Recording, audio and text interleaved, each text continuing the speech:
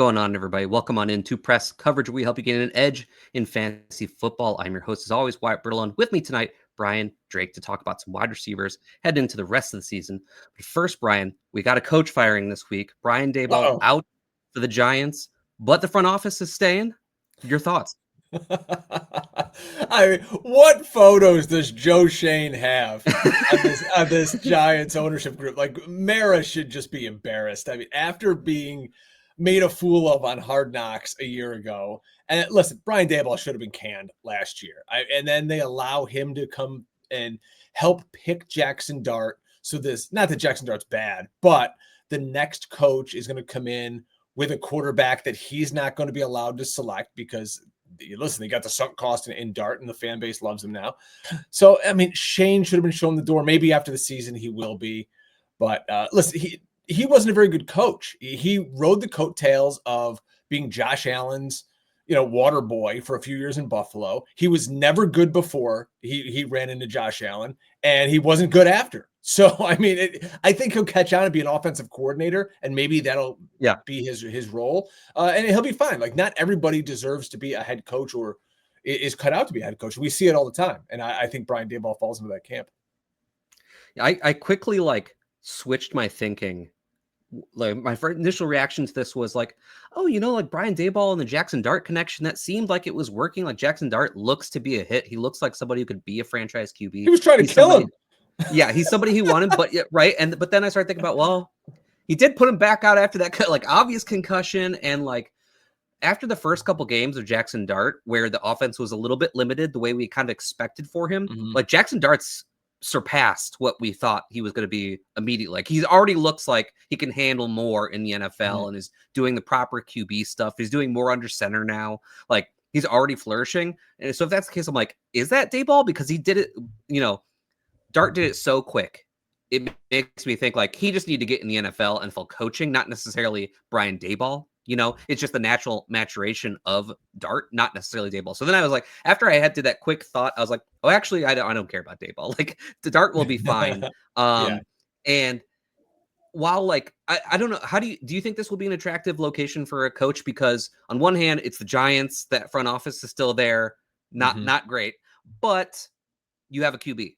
It may not be the QB you picked, but he looks like he's a QB you can definitely work with in the NFL. What do you think? Yeah, I mean, you've got a QB, you've got a stud wide receiver who'll be coming back. Yeah. You've got a really good defensive front.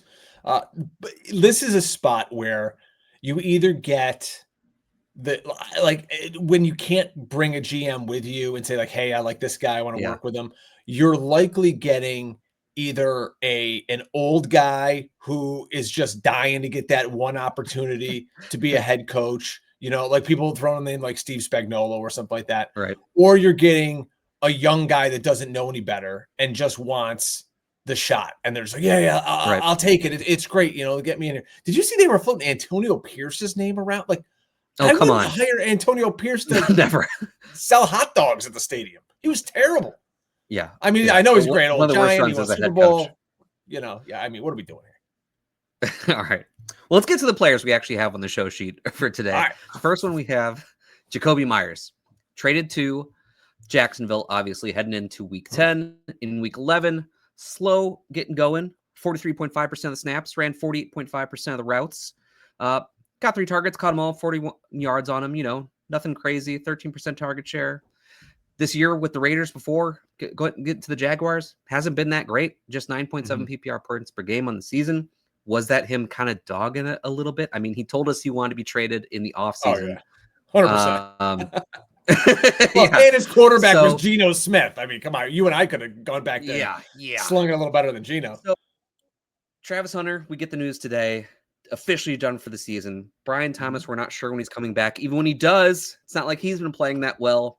Parker Washington's been a little bit of a surprise this season. Maybe he's, someone we want to be pounding the table for. What do you make of Jakobi Meyers with Jacksonville?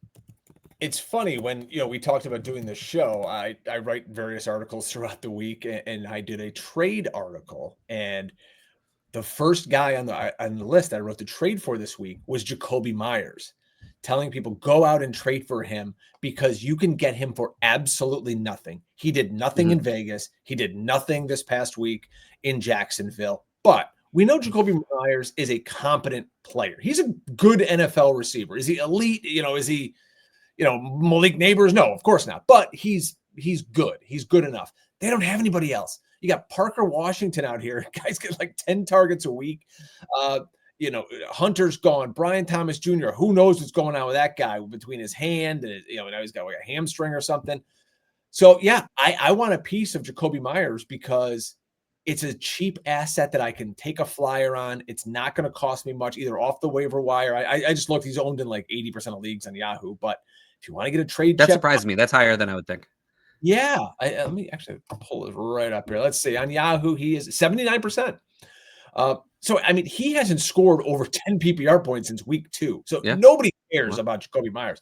The one thing I think could slow him down a little bit, I love Parker Washington. Or not Parker, Brenton Strange. I got him in the mind.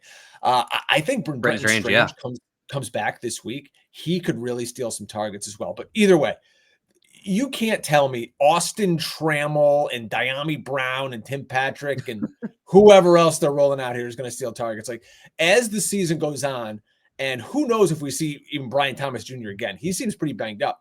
Jakobi Meyers could start seeing 6, 7, 8, 9. They're not afraid to throw the ball to these guys 10 times a week. So yeah, I'm all for it. If you can get Jakobi Meyers on the cheap, he's your wide receiver 4 or 5, all for it. Yeah, I want him on my benches. I want him as a depth piece. Brenton Strange, I do think, he could maybe, interrupt things a little bit. I think I personally was a fan of Brenton Strange, too, to start the season. And I was kind of pounding the table for him a little bit. I think what he had going for him earlier in the season was he was the only one who was a reliable catcher of the ball to start the season. Right. Like everyone in Jacksonville had brick hands, whereas he was actually catching the passes that were thrown to him. But I don't think you want to run your offense through Brenton Strange now that you also have another competent pass catcher in Jakobi Meyers. So, I mean, yeah, if he's on waiver wires, I think that's like just an easy one that you just want to be picking him up. And he's somebody who I want for depth. Yeah. Yeah. I mean, you look week 13 at Tennessee, 14 Indy. So there's 2 top 10 matchups in the fantasy playoffs. It's not great. You get the Jets and at Denver, but then in fantasy championship week, if you're still hanging around, you get the Colts again, in a game where you're probably going to have to score some points in that game. That game's in a dome. Yeah, there you go. All right, another wide receiver was traded before week 10. That's Rashid Shaheed, traded on to the Seahawks, reuniting with his former coach, Clint Kubiak, over there. Also, like Jakobi Meyers, kind of slowly ramped up, 33.9% snaps. Now, he actually ran most of the routes, 61.5%, but Seattle barely threw the ball as that game got out of hand really quickly after a couple of defensive touchdowns. I mean, his stats are somewhat meaningless because they did so little on offense through the passing game. But it's worth noting he got 2 carries for 20 yards in the game, which I thought was really interesting. For his, as little as they were doing through their passing game, and it was just for the running game, I like that they got him involved there, just to make sure he was touching the ball. Now, Shaheed has been a good player since he entered the NFL. He was coming off that injury coming into the season, but really showed no signs of it so far. Over 11 points per game with the Saints before coming over to the Seahawks. I really like the fit of Shaheed with the Seahawks. I think he matches up really well there. Unfortunately, does tear down my boy Torrey Horton a bit, who I was loving the little bit of fantasy points we're getting from him. But still, I love Shaheed. I think he's a good fit here. How are you feeling about him? Well, Shaheed does what this offense wants, and he's a great guy to play off of play action. So you can hit him deep. He can run all the routes on the route tree. He's got a ton of speed. And this offense, they don't want to throw the ball all that much. That's why I'm not overly excited about Shaheed. Probably if I had him, and when he does have a good week, I'd like to trade him. Like if he blows up next week, because you still have Cooper Kupp. Obviously, JSN is dominating all the targets there. Who knows if we get anything more out of Horton or Barner and anybody else on this team. And God forbid they try to run the football in Seattle. But this is not a high-octane offense that I'm trying to invest in any piece of outside of Jackson Smith and Jigba. So, like I said, if he gets one good game and I can trade him, fantastic. But Shaheed is a good player. If you have him on your team and you're kind of worried now, like, oh, boy, what are we going to do now because he did nothing this week? Just relax, see what happens. He's probably your wide receiver 4 or 5. You got to move him down your little depth chart on your bench. But just kind of hang out and see what happens. He's tied to at least a quarterback that wants to push the ball down the field, which is great. It's not like he's in some dink and dunk offense, and we know he can go down and get the ball down the field. I saw while he was in New Orleans, he had a 7.6 average yards per target. So it's not like he's got an A dot of 1 and he's just standing there at the line of scrimmage to get a screen. Yeah. So Rashid Shaheed, I think for me, his fantasy value, I actually think remains somewhat constant with the Seahawks, but it's volatile now. With the Saints, we know he was actually going to be involved a lot. He was getting targets. He had a nice target share there. We knew we could count on that, but the fantasy points wasn't too high of a ceiling because there's not a lot of touchdown equity in that offense. That offense wasn't passing the ball down the field as much. Whereas here in Seattle, I don't expect him to get the same kind of workload, but I expect those touches to be better. So there's going to be weeks like I bet we get a couple 20-point weeks from Rashid Shaheed rest of the season, but I bet we're going to get some 4-point weeks too. Yeah. So I think now he gets to this place where if you find yourself in a matchup where you think you need to swing for the fences a little bit more, you're playing from behind, you think you need to try and hit that home run, I think that's where you play him. He's essentially a younger, healthier Tyler Lockett. If you remember from this offense, he's running. He's the exact same role. That's what he's doing.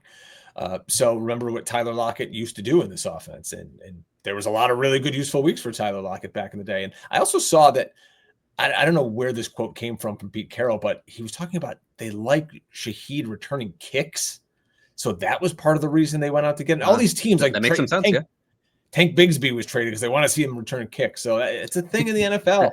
They want punt and kick returners to any edge you can get. And Rashid Shaheed's got speed to burn, so why not? Hey, I mean, get the ball in his hands as many ways as you can, I think, with Shaheed.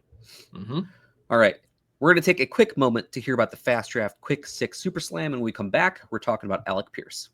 Pour one out for an incredible best ball season. It was a breakout 2025 for Fast Draft, but now the NFL action has started. That means it's DFS season. That's right. You might think, oh, wow, DFS, I can't win DFS. Oh, but you can on Fast Draft. You just pick any 6 guys, and you put them in a handful of booster spots. There's no salary rubric you have to follow. You're not going up against thousands of killer bots in these tournaments. Oh, no. These are regular people grabbing their 6 favorite plays of the week, and that's all you have to do. And we post the ownership so that you can choose how much chalk you want.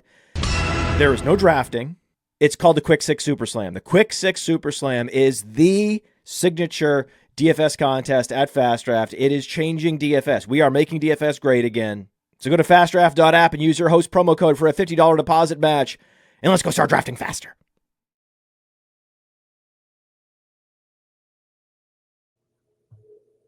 Back on press coverage with Brian Drake, and we're on to the Alec Pierce ascension. So Alec Pierce, every year of his career so far in the NFL, he just keeps getting better. This year, he's up to 11.6 PPR points per game. His role, it's not perfect.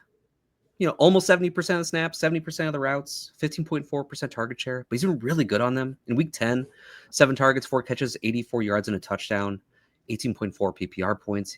Over his last 4, he's especially been really good, averaging over 90 receiving yards per game, almost 15 PPR points per game over those 4 games. I mean, when he entered the NFL, he was kind of just a run down the field for the love of the game routes, just run and win sprints, take the top off the defense. He might get the ball thrown to him. Then second year, he starts to mix it up a little bit. He starts mostly still doing that, but he's getting really good at that. And then this year, he's really started to develop his route tree, I think, breaking off of those deep routes and doing different things with them, different comebacks and digs and all those kinds of things. And I mean, straight up, I think he's a good player at this point. Like, I think it's really fair to say that he's just developed to a good wide receiver in the NFL. How are you feeling about Pierce rest of the season?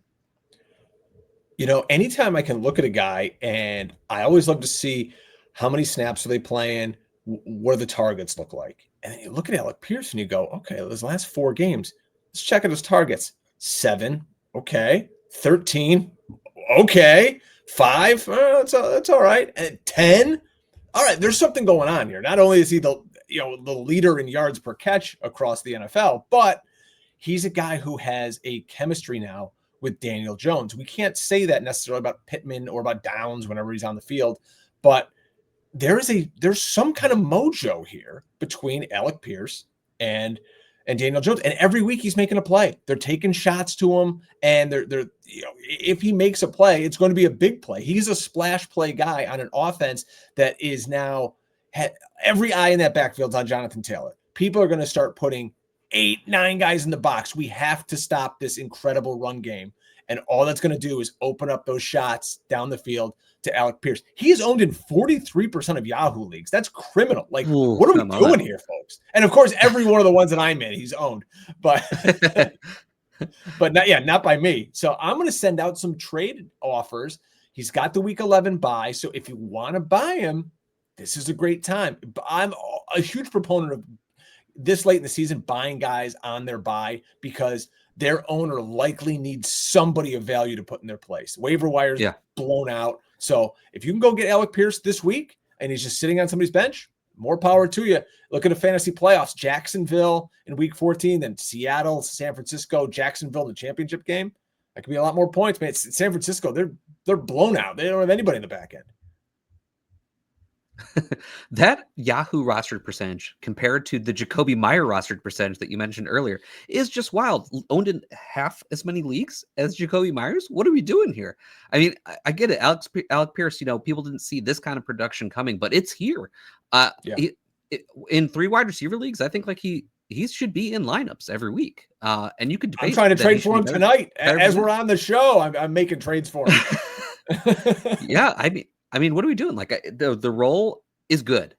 We'd like it to be a little bit more snap share, target share, all those things, although it is trending in the right direction. Don't get me wrong. But as we were saying, he's been very efficient on the opportunities getting in this really good offense, and he's got a connection with Daniel Jones. Yeah. Look over his last 4 years. So weeks 7 through 10, the last 4 games that he's played. He's got a higher route share than Michael Pittman. He's got a higher target per run. Targets per route run, easy for me to say.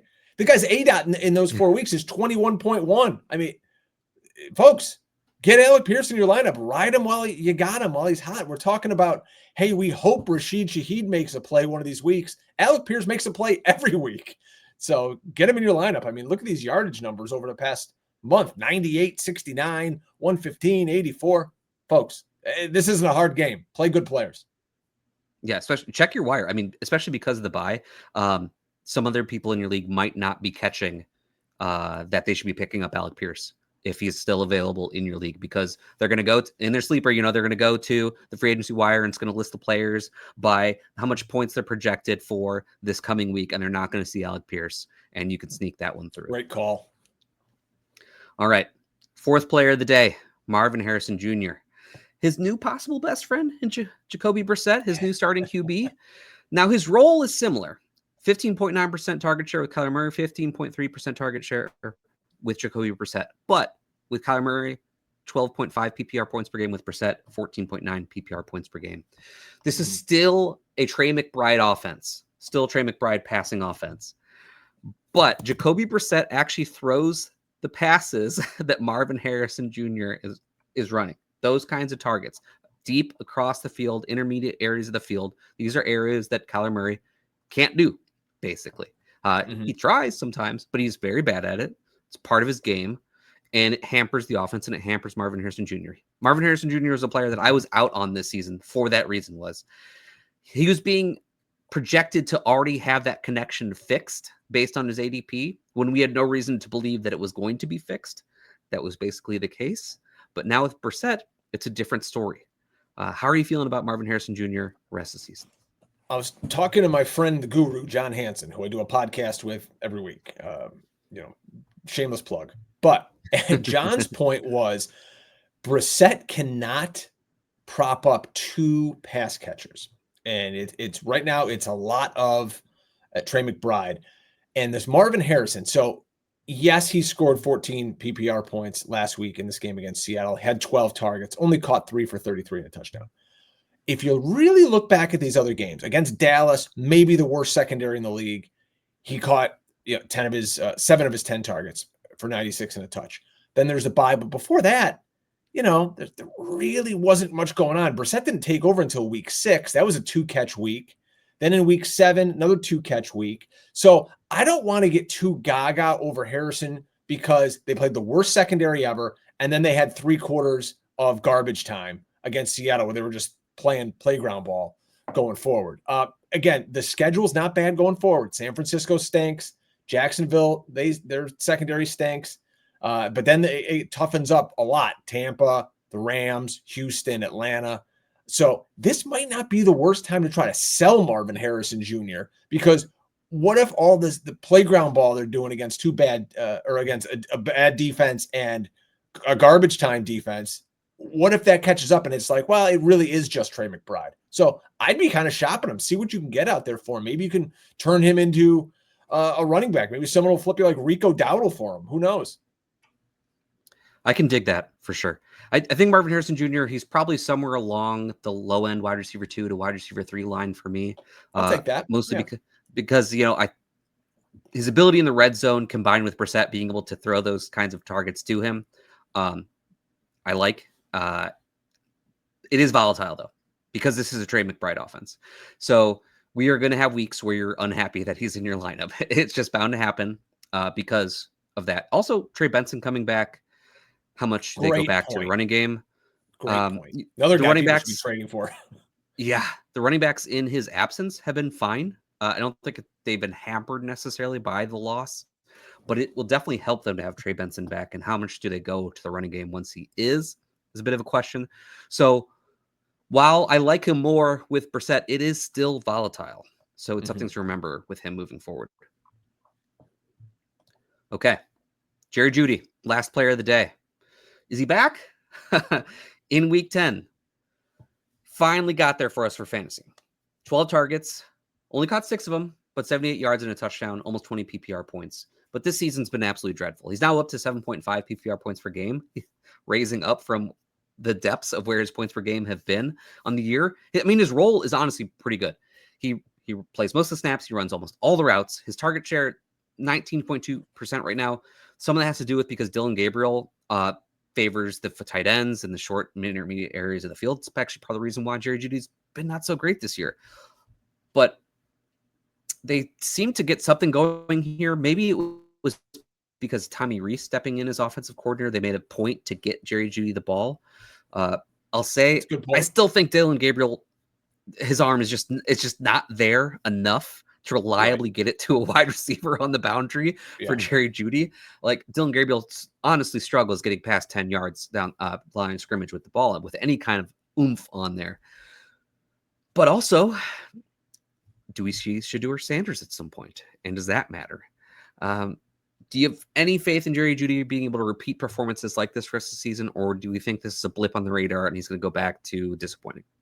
No, Jerry Jeudy stinks. I don't want anything to do with Jerry Jeudy. We got to remember, folks, the last time we saw Jerry Jeudy on the field in week 8, they had a week 9 bye.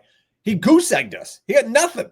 He didn't score any fantasy points. So listen, it's great. Jerry Jeudy, last year he had a couple of monster games and it really propelled his season, but he's so inconsistent. I don't think he's a great player. I think he's incredibly overrated.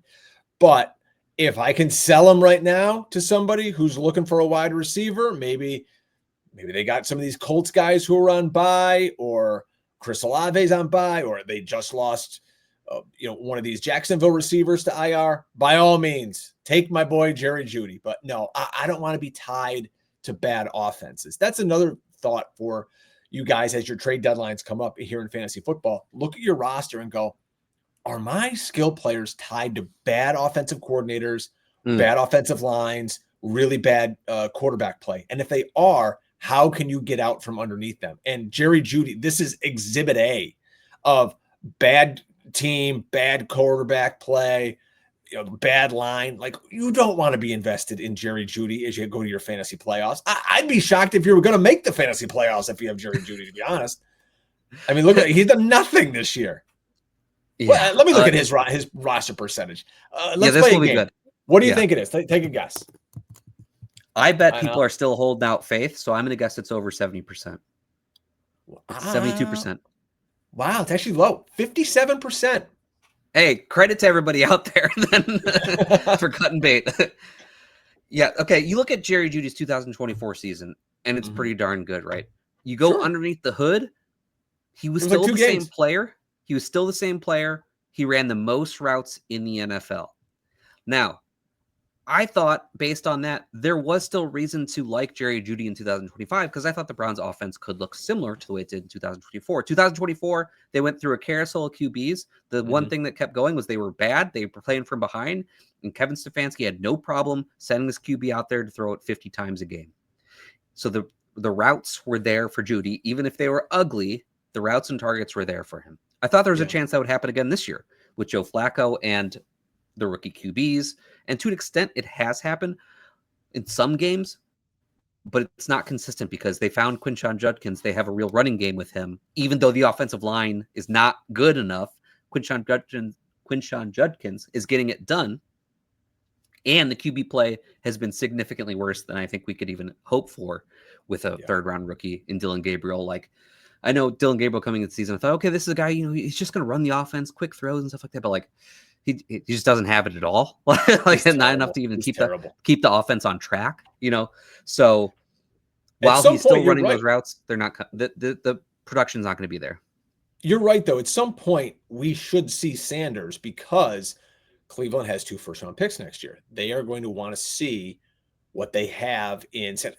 They probably know they don't have anything in Sanders. That's why he's not playing it at this point. But if any glimmer of hope is out there, this schedule for wide receivers is great going forward for the Browns. They're going up against Baltimore this coming week, which Baltimore is getting better. They're getting healthy finally. But then, I mean, you're talking Raiders, Niners, Titans, Bears, Bills, and then fantasy championship week against Pittsburgh, who allows like the second most yards in the league to passing offenses. So there's an opportunity.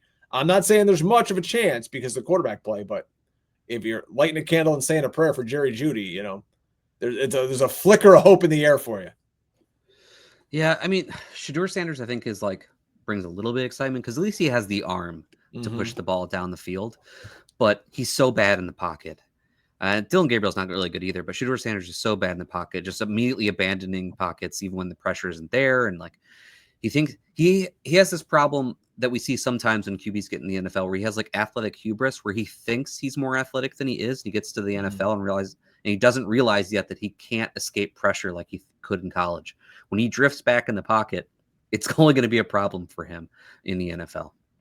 Yeah. And who knows, maybe that helps Cedric Tillman more, who's back. And Cedric Tillman's very good. They've got a couple of really nice tight ends.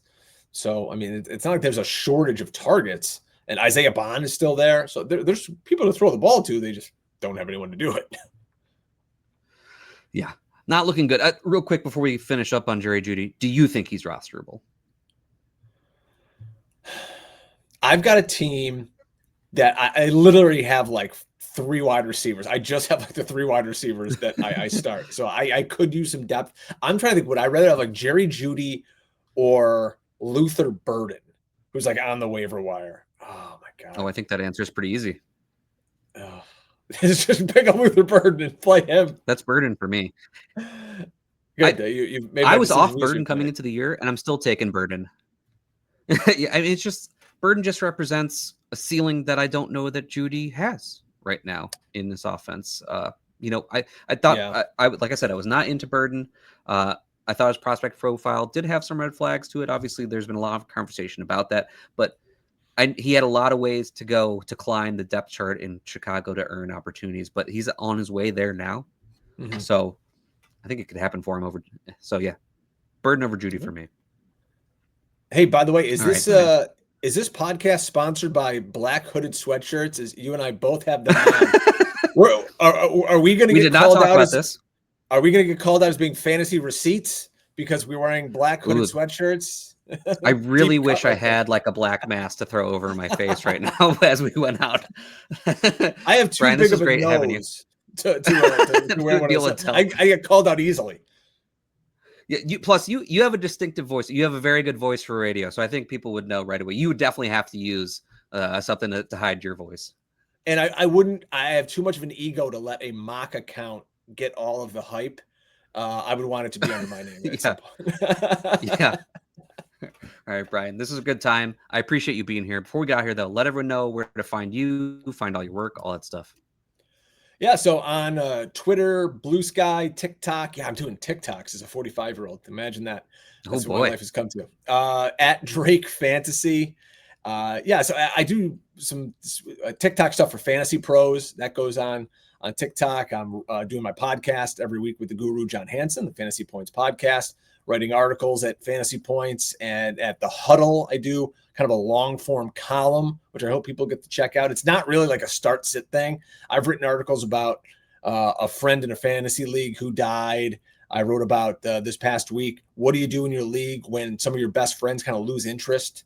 And, it's a long time league. Like, how do you keep your friends involved? And, why people suck at trading. So it's just some different stuff over there. And just go to my Twitter feed at Drake Fantasy. I got a whole laundry list of people who are paying me to write bad content for them. Well, again, I appreciate you for joining me on this side of things. You can find me on Twitter at WyattB_FF. Make sure you've liked and subscribed to this video or the podcast that you're listening to. Sign up to Fast Draft. Use code Wyatt for a first-time deposit match up to $50. Check out my usage report that drops every Monday on PlayerProfiler.com. I appreciate all of you, and I'll see you next time. Hey, I want to thank you for being part of this broadcast. If you have any thoughts on it, leave a comment. If you enjoyed it, make sure you leave a like. And if you want to see more shows on the Player Profiler channel, subscribe to it. That's how we know you want more.